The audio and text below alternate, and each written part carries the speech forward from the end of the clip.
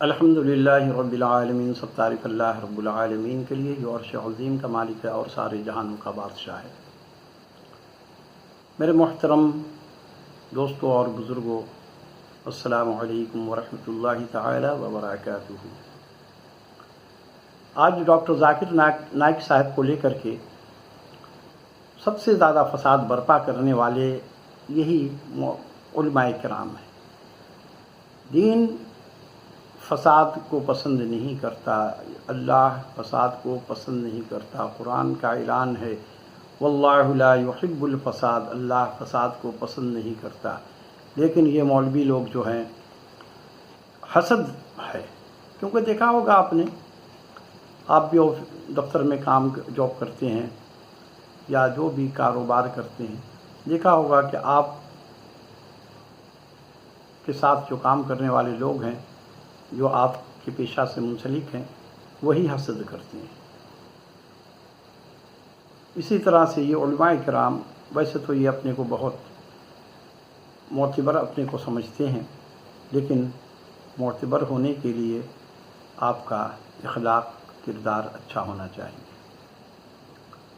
جیسے کہ انجینئر مرزا صاحب جو ہیں، وہ ان پر بہت تیر برساتے ہیں۔ یہ بھی ان کا انداز اچھا نہیں ہے، کیونکہ اگر علماء کرام کو وہ بار بار یہ تنقید کرتے ہیں کہ یہ بچوں کے ساتھ منہ کالا کرتے ہیں مدارس کے اندر، تو ایسی بات نہیں ہے۔ یہ علماء کرام ہیں اس میں ملوث، اس میں کوئی دو رائے نہیں ہے، کوئی شک کی بات نہیں ہے، بات سچی ہے۔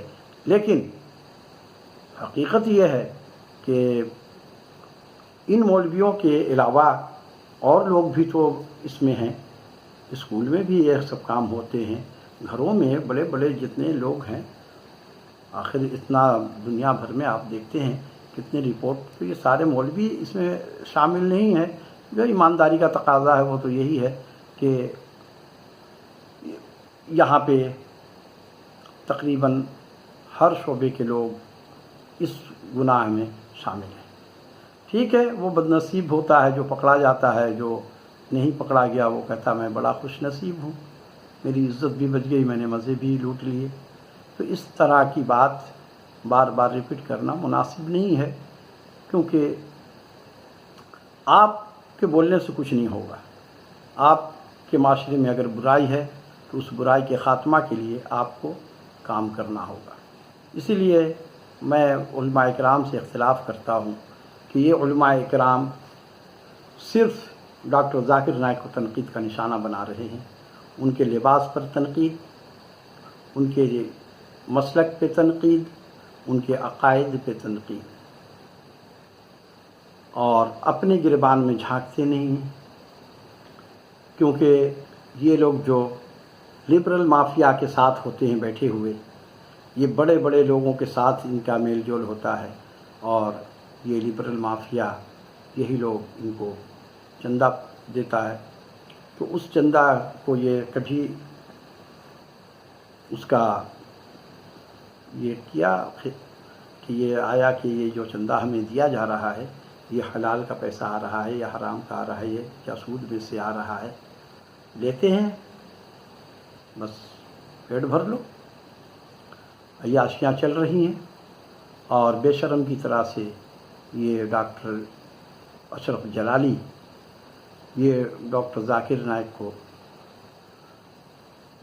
چیلنج کرتا ہے مناظرے کا، کہ مناظرہ کریں گے۔ ڈاکٹر صاحب نہایت شریف انسان ہیں، حالانکہ میں تو کہتا ہوں کہ ان کو چیلنج قبول کر کے اس کو جو اس کی عزت بچی ہوئی ہے، اور مفتی حنیف کی ان کی چھترول ہو جانی چاہیے علم کے ذریعے، پھر یہ کبھی چیلنج نہیں کرے گا، کیونکہ یہ بے شرم ہیں۔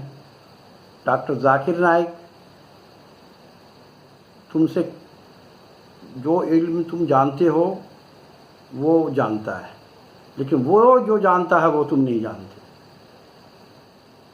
اگر وہ تم سے کسی بائبل کا سوال پوچھ لے، ریگ وید کا سوال پوچھ لے، کھنڈکتری کا سوال پوچھ لے، تم سے مہا بھارت کا سوال پوچھ لے، تم سے کل کا پرانا کا سوال پوچھ لے، کل کی اوتار کا سوال پوچھ لے، اور یہ سب کتاب کا نام پوچھ لے تو آپ کیا جواب دوں گے؟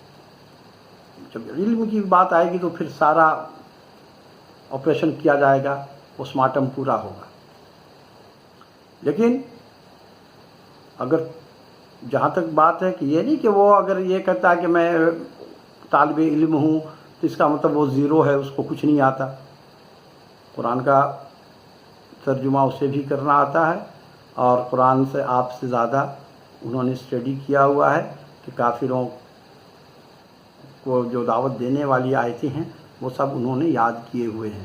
اور آپ اپنے باباؤں کے سے ملانے کے لیے آیتیں یاد کیے ہوئے ہیں. آپ اپنے مطلب کے لیے آیت فٹ کر لیتے ہیں، ان کا مطلب تو نہیں ہے. وہ تو ظاہر ہے کہ کافروں کے پاس جب ہم جائیں گے تو ہمیں تو وہی آیت اس کو پیش کرنا ہے پہلے. جیسے کہ وہ ایک آیت بار بار پڑھتے ہیں کہ آؤ دین کے اس بات کی طرف جو ہم میں اور تم میں یکساں ہے. اللہ تعالوا الی کلمۃ اللہ نعبد الا اللہ. تو آپ جو باتیں کرتے ہیں جلالی صاحب تو اس سے پرہیز کیجیے. آپ لوگ جہالت اپنا ظاہر کر رہے ہیں اور اپنا وقار کھو رہے ہیں. آپ کا وقار اسی میں قائم رہتا کہ آپ ڈاکٹر ذاکر نائک سے دشمنی نہیں کرتے، بغض نہیں رکھتے اور ان کو ویلکم کرتے، خوش آمدید. اور آپ ان کو پھر ان کے ساتھ تمیز سے بات کرتے، جس طریقے سے اسلام ہمیں کہتا ہے ایک مہمان کی خدمت اور اس کی تعظیم کرنی چاہیے. آپ کرتے، پھر آپ کو سمجھا جاتا ہے کہ واقعی آپ ایک دیندار اور اچھے انسان، اچھے مسلمان ہیں. لیکن آپ کا تو اخلاق ہی گرا ہوا ہے. آپ اچھے انسان بھی تو نہیں ہیں تو اچھے مسلمان کیسے ہو سکتے ہیں؟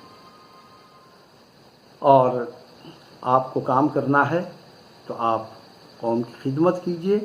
یہ سب سے بڑی عبادت ہے. لوگ آج در بتر ہو رہے ہیں. ابھی میں آپ کے پیر صاحب کی کرتوت بتانے والا ہوں. یہ اللہ ڈینو گوٹ والا پیر، اس نے ہزاروں لوگوں کا پلاٹ کھا کر کے مر گیا. اور پیر تھا، لوگوں کو درسیں دیتا تھا، لوگوں کو جنت کا یعنی کہ چابی پکڑاتا تھا، ٹکٹ دیتا تھا. اور آج دیکھیے جس آپ لوگ ایسے ایسے پیروں کے تو مرید بن جاتے ہیں.